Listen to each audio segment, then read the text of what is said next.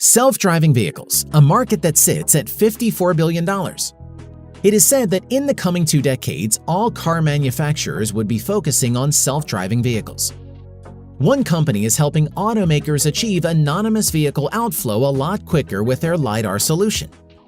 A company whose founder is now known as the youngest billionaire. In today's episode, we will discuss Austin Russell.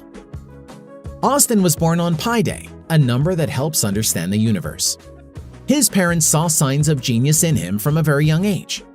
They were amazed when 2-year-old child started uttering elements of the periodic table.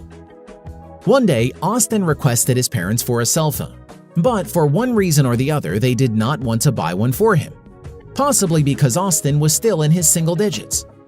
He took it upon himself to learn to program, and by the time he was 10, he had programmed his Nintendo DS to turn it into a cell phone. Hitting 13, his curiosity for computers helped him build supercomputers, hardware, and something that could potentially change the automotive industry: a laser. This was all done in a lab that he had built himself in his parents' garage.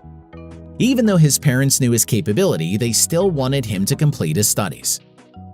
Keeping up with schoolwork, Austin managed to file his first patent at 13 for an underground water recycling system for gardening. Young Austin was obsessed with learning independently.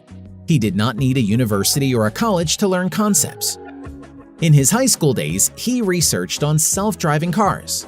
His area of interest was one company in particular, Velodyne. After watching a DARPA Grand Challenge where a driverless car completed a lap, Russell knew Velodyne was onto something. Velodyne at the time were leaders in the autonomous industry. Their invention of a 3D LiDAR was a revolution. A LiDAR is a method for determining ranges by targeting an object with a laser and measuring the time for the reflected light to return to the receiver. They are used to create a 3D map of an environment in real time, so that it could enable self-driving cars to identify and navigate around obstacles. This invention had a huge impact on Russell. He told himself that if he could build a system with LiDAR that could not only assist drivers, but also help save lives in self-driving vehicles, he could make a huge impact on the automotive industry. So at 14, he went on a mission to find a cheaper solution that could be used by automakers. By the time he was 17, he had already developed his first version of LiDAR sensor.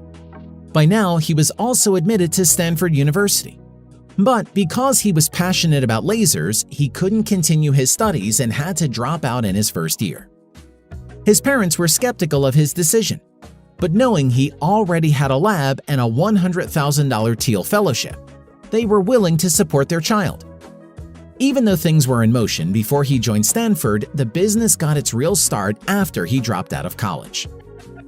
The first version was built but could not be used as a workable model.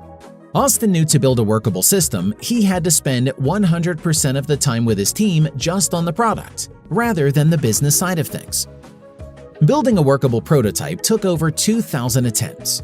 It took Austin over 2,000 attempts to build a LiDAR system that could be used in the real world.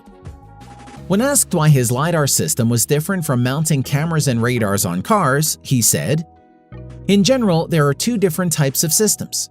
If you want a car that works great as an assisted driving system, that requires constant human input and maybe follows a couple lanes on a road, you don't need LiDAR at all for that. You can do something very well with just cameras and radar. But the challenge comes down to solving that last 1% of all these different edge cases," referring to incidents when an animal jumps in front of the car. Currently, Luminar works with automakers including Volvo, and his competitors are slowly rising, such as Velodyne and Ava. It's a lot of blood, sweat, and tears, a lot of all-nighters. Russell, who often works 100 hours a week.